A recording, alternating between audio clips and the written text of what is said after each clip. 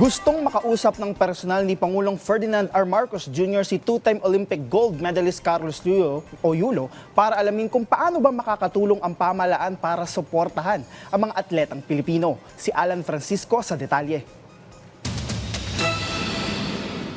Pagka nagkita kami, itatanong ko sa kanya, ano pa maitutulong ng pamahalaan para mas dumami ang ating mga medalist sa Olympics. Sagot yan ni Pangulong Ferdinand R. Marcos Jr. nang tanungin ng media sa isang ambush interview sa Pampanga. Kung magbibigay ba ng hiwalay na reward o gantimpala ang tanggapan ng Pangulo kay Carlos Yulo. 2 gintong medalya kasi ang nasungkit ng Filipino gold medalist sa Paris 2024 Olympics. Sabi ni President Marcos, deserved o nararapat lang na makatanggap si Carlos ng reward mula sa kanino man dahil sa kanyang natamo at ibinigay na karangalan sa Pilipinas. I'm going to ask him, what can we do? He has already 20 million, he has already, I don't know, I think, if he needs siguro siya mangangailangan ng pera. Dahil may monetary reward na siya kung saan nanggagaling. Nais ni Pangulong Marcos na paigtingin ang sport sa bansa at tiwala siyang malaki ang magiging suwestyon ni Yulo rito. Ang interest ko, dumami ang medalist kagaya niya. Anong kailangan gawin?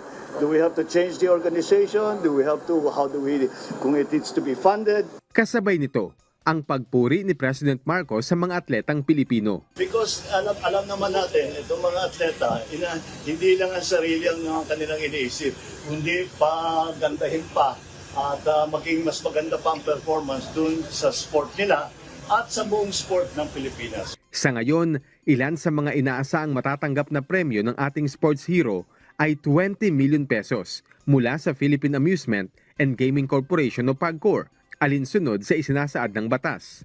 Ang House of Representatives magbibigay rin ng 6 million pesos.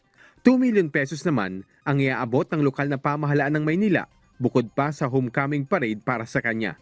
Ang ilang pribadong kumpanya tulad ng Mega World Corporation ay magbibigay ng condominium unit kay Yulo, house and lot package mula rin sa iba pang kumpanya. May ilan pang business opportunities at regalo ang naghihintay sa ating kampiyon. Pero higit sa lahat ng material na bagay, ang regalo ng pasalamat ang inaasahang isasalubong ng maraming Pilipino oras na magbalik bansa si Yulo na muling naglagay ng pangalan ng Pilipinas sa mapa ng Olympics sa buong mundo. Alan Francisco, para sa Pambansang TV, sa Bagong Pilipinas.